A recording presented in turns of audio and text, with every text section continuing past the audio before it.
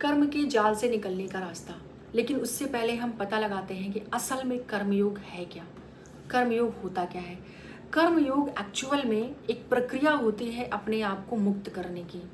लेकिन इससे रिलेटेड बहुत सारी गलतफहमियां हैं, बहुत सारे भ्रम हैं जो लोगों ने पाल रखे हैं अपने मन में, पहले उनको दूर करते हैं।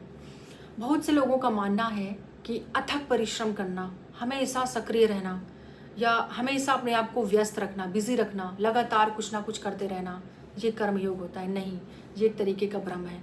बहुत से लोगों का मानना है कि जो लोग समाज सेवी होते हैं, अच्छे काम करते हैं, वो कर्मयोगी होते हैं। नहीं, ये एक तरीके का भ्रम है। बल्कि ये इस चीज़ पे डिपेंड करता है कि आप जो कर्म कर रहे हैं, जो कार्य कर रहे हैं, वो किस भाव से कर रहे हैं, किस चेतना भाव से कर रहे हैं, वो कर्मयोग होता है।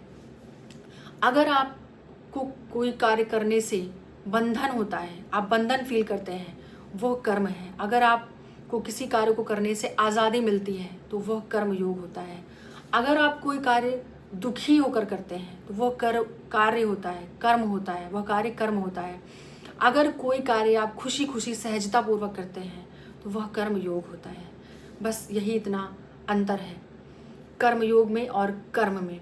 तो इस चीज़ को समझें, अपनी ज़िंदगी में, अपने जीवन में उसको उतारें और अपने